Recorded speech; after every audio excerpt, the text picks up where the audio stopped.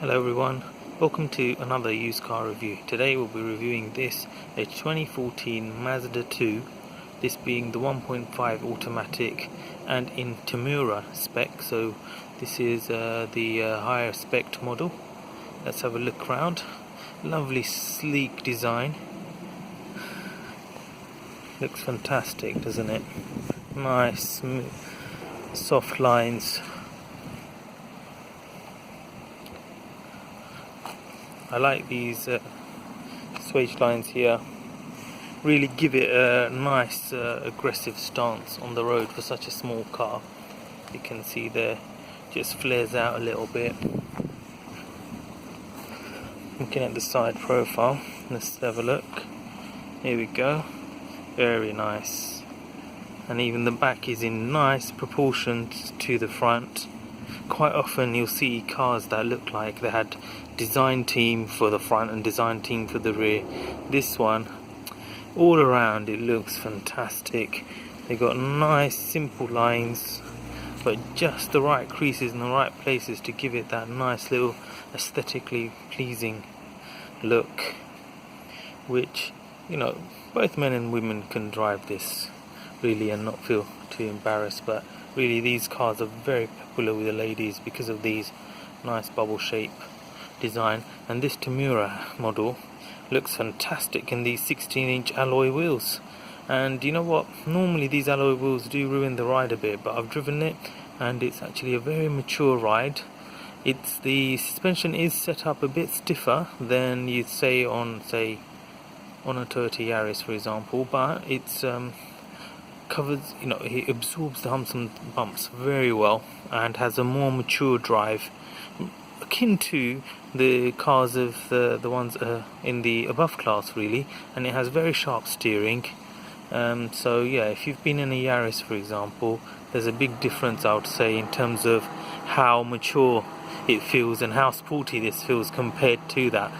It's very much similar to the setup on a Ford Fiesta in terms of the driving dynamics, and how it feels. So let's have a look at the interior. Before I go to the interior, just show you, it's got these nice tinted rear windows for being the Tamura spec, and obviously the rear. And it doesn't have the traditional latch to open the boot. It has this electronic button which you press, you open it, and you find it's got a really large boot.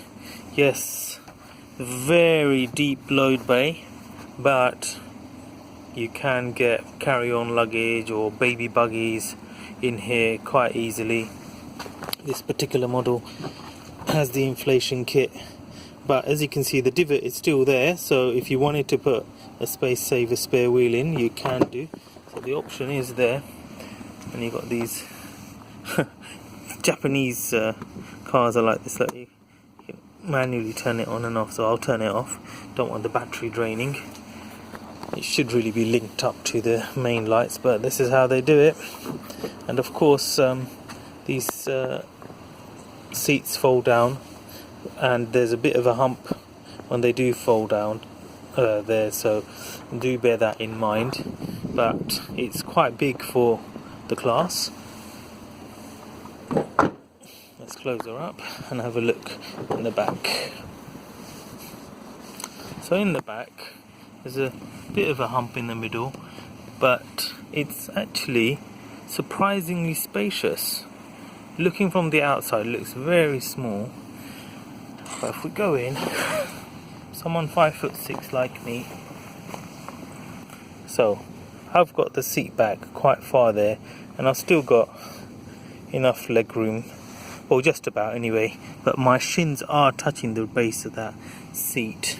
But this is a small car, so what do you expect? But two adults with under 6 foot each and medium build should be able to get in here and be fine. The seats are a bit upright. The headroom is excellent. I've got tons of headroom, but do bear in mind these apertures here do curve in, so if you do have 3 people, you might find the person on the outer edge knocking their head like that.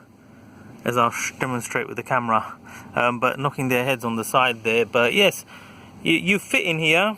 They're not the most comfortable of seats. They're really for children, and at the end of the day, what do you expect? These small cars aren't built for carrying 3 large adults in the back, and if you were going to do that, you'll be silly getting a small car then, wouldn't you? Really, you should be buying a bigger one, like a Mondeo size car.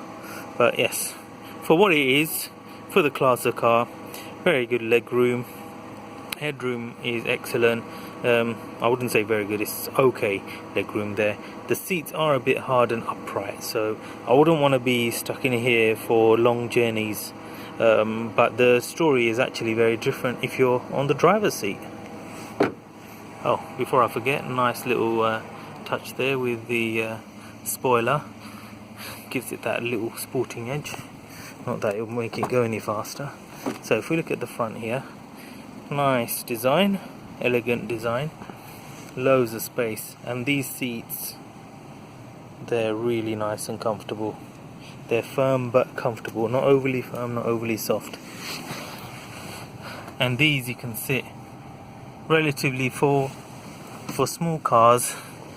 These are actually excellent. So let's have a look around the cabin. So you got some good soft quality plastics here, and then some cheapo gloss material here. And then these are firm but well built. There's no creaks, and there's no taking a creaking or plastics broken. Again, on here it's good quality materials, good fake leather on the steering wheel, very robust, feels good on the hand. It's just a shame about these glossy plasticky bits. They kind of ruin it a bit, but nice sporty steering wheel. Look at that, nice, isn't it? Love the design of that, and I love the way the dials are set up, so in a 3D type format, excellent. And this car's done 85,000 miles, and the one lady owner has looked after it very well. Looks brand spanking new, to be honest. Everything works as you'd expect. This is an Alpine aftermarket stereo. Well, it's aftermarket, but it is what the Mazda put in as standard for you. It's not the best in the world, but it'll do. The common issues with these though, and this one has it, is when you put the radio on, look, put the volume up, sometimes it does that. There's no volumes coming, but the sat nav works, the Bluetooth connects, so it does have some gremlins in that regard, but generally a lovely place to sit in here. And the glove box is a bit strange, let me show you. So if you just click that down, see, look, there's a gap there. In here, look, there's a gap in here for some reason, so there's got this plasticky bit in the middle. I have no idea why, but anyway, and it's held together by a little string there. Hey, I thought I'd show you that. It's a very strange glove box, not seen it like that before. And then you've got the air vents. They look nice and remind me actually of the way the Honda Jazz is done, and the old Mark 1 Yaris. And a little thing here, the warning triangle, because of where it's placed, it gets hit by the sun quite a lot, and you can see here it's discoloured. So a little thing to just point out, but you know, that's just me. So overall, what do I think of this car? Well, reliability wise, it's very good reliability. Is it as reliable as the Yaris? No, it isn't, but it's low maintenance, very economical car. It's a match for all the others in the class in terms of economy. It's one of the most reliable around, and if you ask me, one of the best looking cars in town. This is a sort of car that's really elegant, and you can turn up anywhere, you know, in 5-star hotel or down the local McDonald's, wherever you're going. You know, you can walk in there not feeling ashamed to come out of this car, because it's just an elegant design. And I'm telling you, this design look, it's fresh today, but it goes all the way back to, I think this came out in 2007. and obviously it's had a few tweaks here and there around the bumpers, etc., but the same design cues still remain. And so this is something I think will age well going into the future. So if you want a car that still looks fresh in 5 years time, this is definitely one to consider. One of the best looking cars and one of the most reliable, so it definitely goes in my recommended list, and they're pretty cheap as well actually. So yeah, well worth having a look at if you're into these small market cars and you don't want to get the usual Ford Fiesta, VW Polo, that sort of thing. So do consider this one if you can find one, and yeah, go for it. Take care everyone, bye bye, like and subscribe.